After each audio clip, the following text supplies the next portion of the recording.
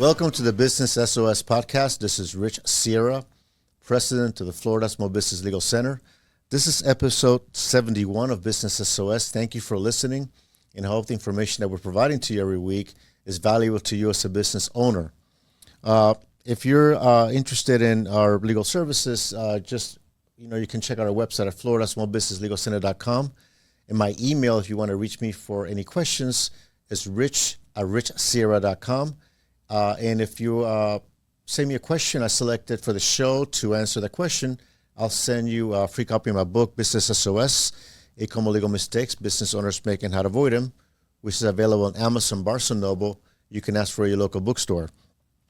So we recently in Florida had pretty much the Southeast had a devastating Hurricane Helene, and it really made a impact on homeowners and also businesses, and unfortunately with some fatalities. So today I thought it was appropriate to talk about 10 tips to prepare your business for a natural disaster like a hurricane. Here in Florida, we are used to that, and we can never prepare enough. I thought I'd share some of my thoughts about preparing your business for a natural disaster, but also I'll share some of the information that I was able to gather from various websites like the FEMA website and also the SBA. So why is a disaster preparation is critical for your business? The reality is that no one is immune to a natural disaster. No business is immune to it. So we have to prepare. We have to figure out ways to mitigate the potential damage. According to FEMA, 40% of businesses do not reopen after a disaster, and another 25% fail within 1 year. So that is significant, and it's important to know. And you can take steps to mitigate the potential damage. And one of the ways you can do that is by developing a business continuity plan and how you're going to continue your business in the event of a natural disaster. So you got to think of the what ifs. You got to think about what happened if I'm closed for a week. What happened if my property gets flooded, which happens very often, and it happened in the Tampa Bay area with especially businesses close to the shoreline. So you got to think about those things and plan for those and prepare for them. You should not be basically caught off guard, because hurricanes are predictable and they give you, to a degree, some advance notice in how to prepare for them. One of the resources that I will be sharing with you today and also putting in the show notes is the Insurance Institute for Business and Safety, Home Safety, developed a toolkit. It's called Open for Business EZ Toolkit, which is available on their website, and I'm going to have a link to that particular resource right in our show notes and also on our YouTube channel as well. It goes without saying, tip number 2 is to keep track of the weather reports and notification from your local officials. The moment that you hear that there's basically a potential storm coming to your area, whether you follow it through the news, or follow it through Twitter, or follow it through social media, you basically begin to monitor the situation and make decisions about when are you going to close, if you're going to close, if you're going to evacuate. Those are things you had to take warning, but you certainly cannot wait until the last minute, 24 hours before impact, to say what I'm going to do. So what I do, I basically begin to look at the Weather Channel. If it's in the background, look at updates, sign up for any type of text messages that will come from the Weather Channel and also for the local stations. So you got to keep track of both local stations and Weather Channel to keep track of that information, because as information changes, you'll be making some new decisions, whether staffing decisions, ordering the supplies. If you're a restaurant business, whether you want to order new inventory or basically hold off on that order, because otherwise the inventory will get damaged and basically will become stale. So keeping track of the weather reports and notification from local officials is essential for you the moment that you are aware that a potential storm coming into your area. I would also, tip number 3, discuss with your landlord his or her rules regarding closures and continuing operation. You might have a situation that if you're in a shopping center, for example, the landlord may say, you guys got to close if we receive this type of notification, whether it's a hurricane warning, hurricane watch. You got to find out whether or not what are his or her rules so that way you're not violating the lease. And I will recommend also reviewing the lease in the event that happens. But your landlord will have certain rules and you need to follow them as well, along with the local municipality. They might have rules of closures and also access to your business location. If you're in a office building, for example, check with your property manager. You might have, you say, I can, come to the office, I'll be able to work. But your property manager may say, nobody's allowed in the building while there's a storm or while storm is coming or until the actual storm passes, just for your personal safety and also for their potential liability they might have having a tenant stayed in the building in the event a storm actually occurs. So you got to double check with your property manager and your landlord as well. A tip number 4, this is very important. Have your insurance policies digitized if they're not already and available off-site. And you got to add the claims department of that insurance policy, your property insurance policy, your casualty policy, to your mobile phone. So that way you're not looking for papers in the event you have to put in a claim, that you already have it available on your phone and you can make that phone call and submit a claim. Protecting critical documents as well. Any important documents that you need to have for your business, you got to protect them offsite, digitize them. You're going to put them in a thumb drive in the case the computers are out. But also, since our phones now have tremendous amount of memory, a suggestion that I will give you is to have those documents available on your phone. Or in the cloud. You can create a folder in your phone. You have it available.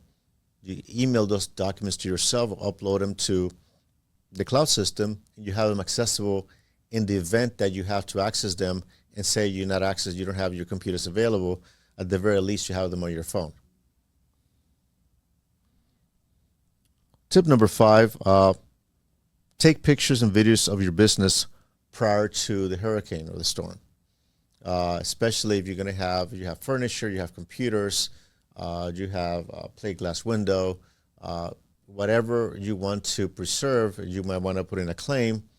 Take pictures before the storm and have them take a video before you leave. So that way, in the case you have a potential claim, you actually have a video to show or pictures to show what items actually were damaged. The insurance company would probably want to look at those.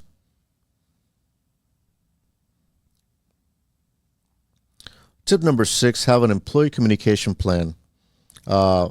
This is very important. The well-being of your employees is paramount, and you need to be able to have a communication plan about who's going to come back to the office or to your place of business to open your business in the event after a hurricane passes, or who's going to be remaining in your business before the storm ends, before the storm arrives. And also communication plan of your employees so that way they know when they need to come to work. Something I want to share with you, it's important that you don't place your employees in any peril with respect to have them come to work when they already know that they might be in a situation that they may be in harm's way. And also having sensitivity of the way they live in relation to your business and whether or not there might be road closures, flooding, power lines that are down. So understanding where they live in relation to your business, you can make those decisions as to when and how they will arrive. They will be able to show up to work. But it's imperative that you do not put them in any type of danger when they come back to work or forcing them to come back to work if you knew or have any indication that it's not safe for them to return. And before you do that, you also have to do a survey of your location. That will be your responsibility, that after the storm passes, you actually go to your business locations when it's safe and take a survey, whether there's electricity, whether there's water, whether the roads actually, you can drive through the roads and see whether there's any type of damage on your lease location and your business, and then find out whether or not it's safe for the employees to come to work. I'll make this, the reason I'll tell you this is the following. You have a situation that you have a tremendous leak coming through your to your premises, which happens often in various different locations, like large retail stores or large retail shopping centers. And you tell employees come back to work, an employee slips and falls, then you're dealing with a potential workers' comp claim, potential negligence claim, because you asked the employee to come to work at a place that you knew or should have known that was not safe for them to work. So you have to survey the area and make sure that the location that they're working on is safe. You got to mitigate that. Obviously, if you have a situation where there's a leak or there's any type of damage to your premises that you're leasing, you got to immediately notify the landlord. If it's the landlord's responsibility, they're the ones that have to bring the proper vendors to fix that. So just to make sure that, before you have your employees come to work, you survey the area, survey your premises, make sure that it's safe for them to come back to work, and then obviously you can call them as you deem appropriate. And that goes into staffing assignments for reopening. How are you going to reopen, when, and also notifying the customers that you're back in business after the storm passes.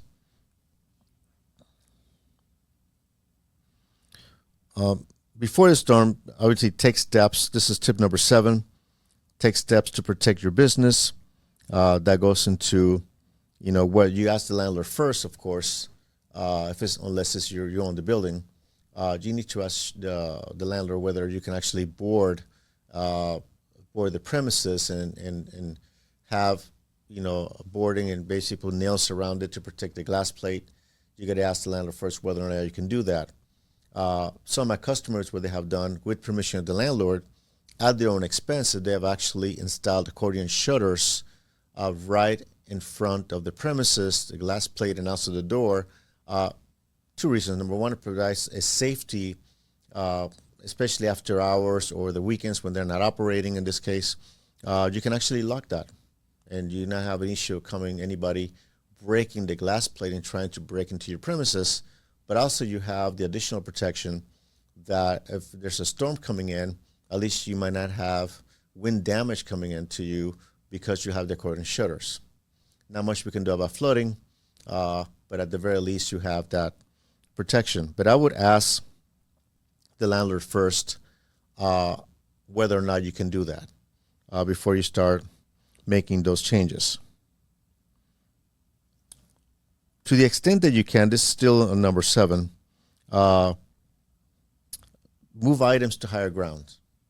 If you have office space that you're on the first floor, but you have actually, whether it's a second story in that office space, or maybe you can actually take those computers that are sitting in the ground, put them on top of a desk, anything you can actually move higher to protect those computers, try to do it to the extent that you can.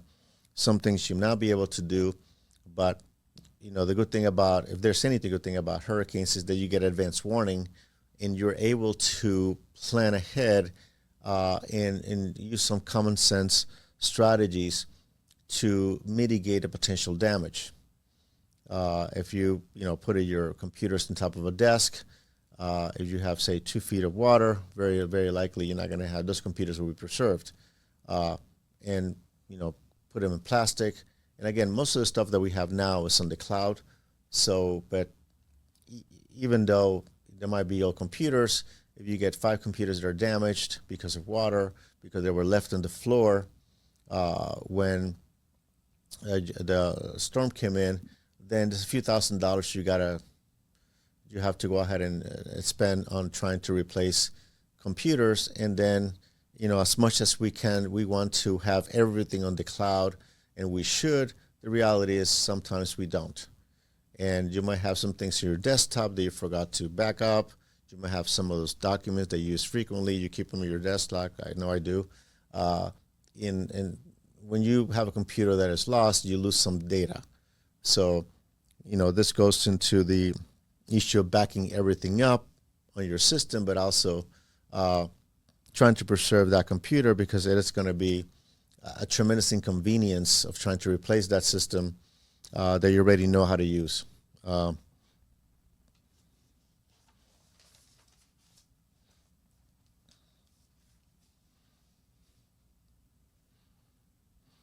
Tip number 8, and again, this is not any type of order. I'm just giving you this various tips that I want to share with you, is to know your risks and vulnerabilities. And I mentioned earlier to you is that when preparing your plan, you got to imagine the what ifs.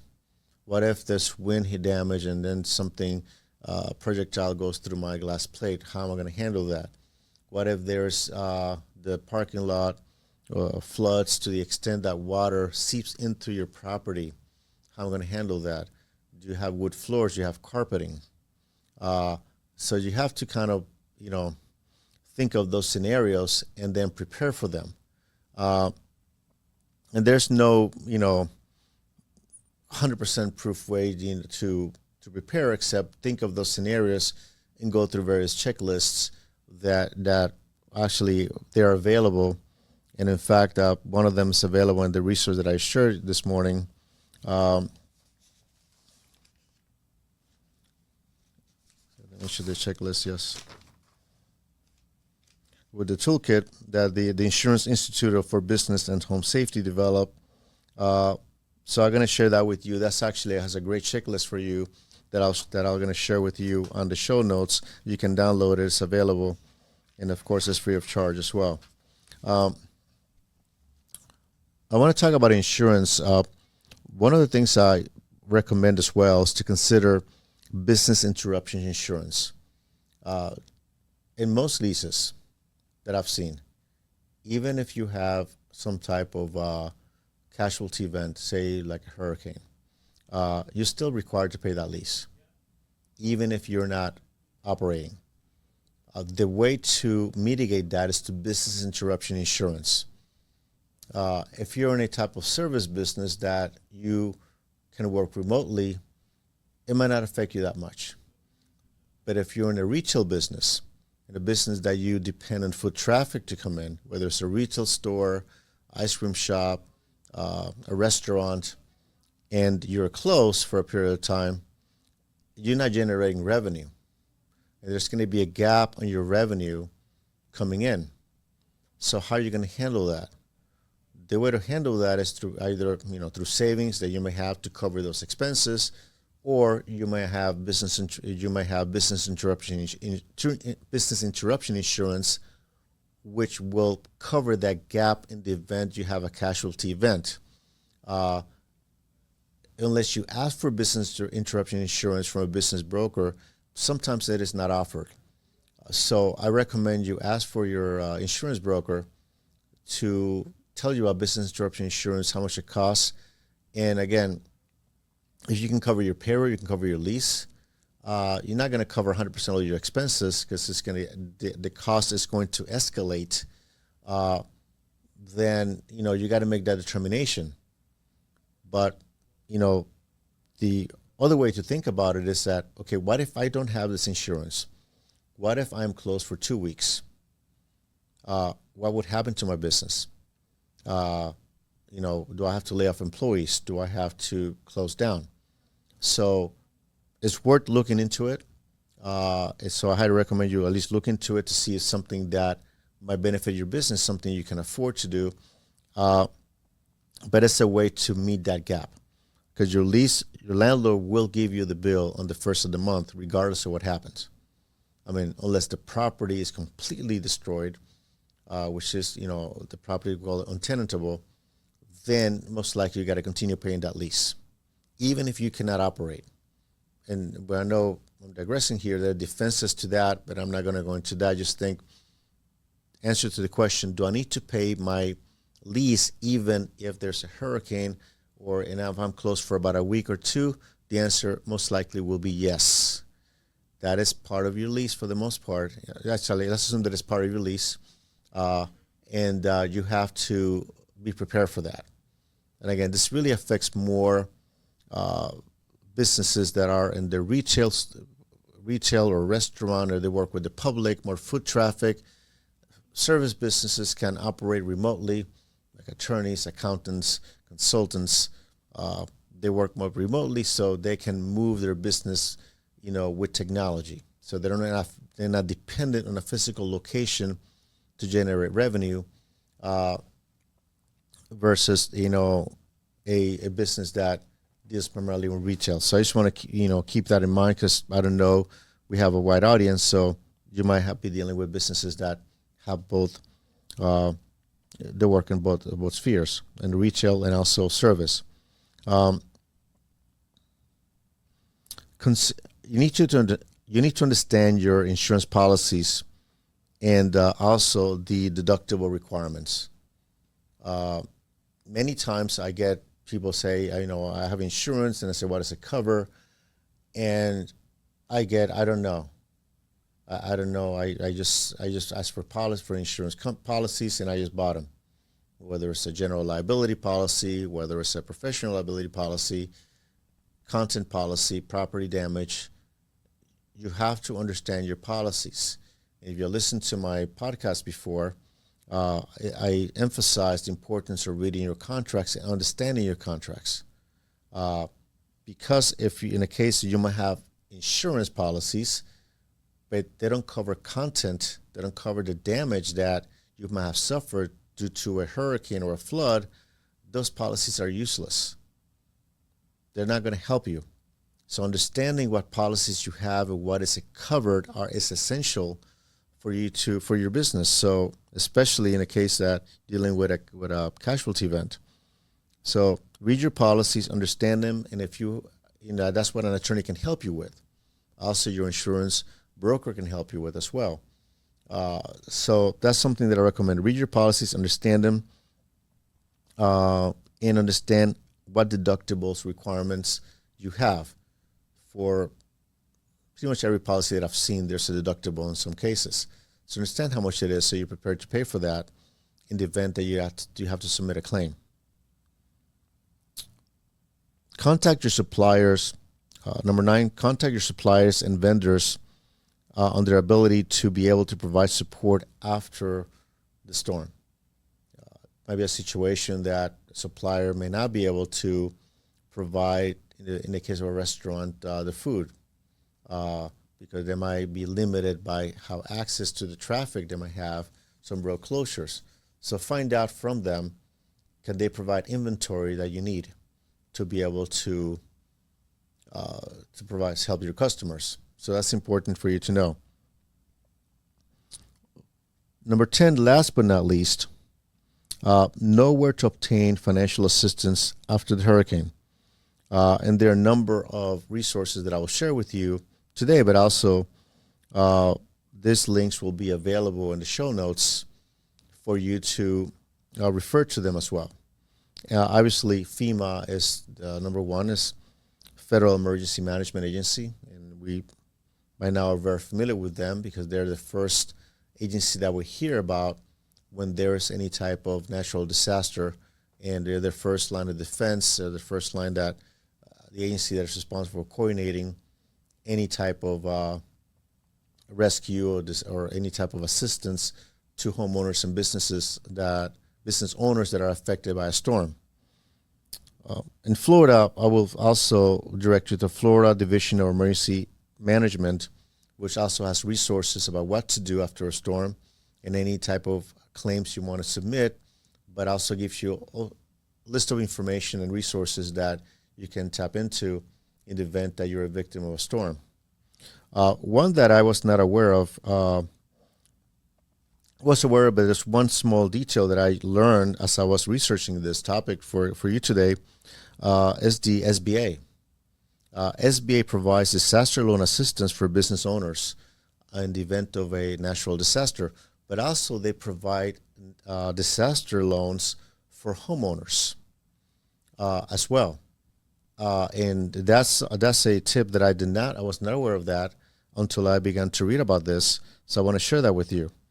And what I'm going to do is to provide these links available on the show notes, as I mentioned before, and also on the website, so you can, go and look for this information.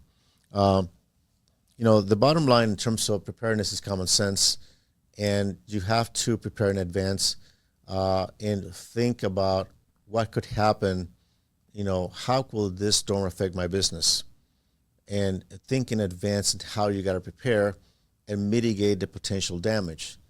Hopefully, you will not have to utilize any of these strategies, and you'll be able to continue your business. But the reality is that we all could be affected.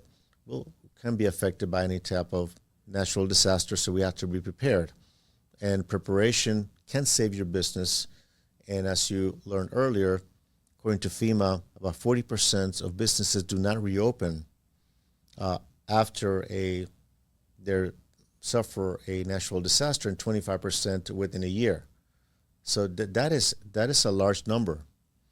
And to the extent that we can prevent being one of those statistics, that is our responsibility as business owners, simply because the consequences of a business closure is devastating.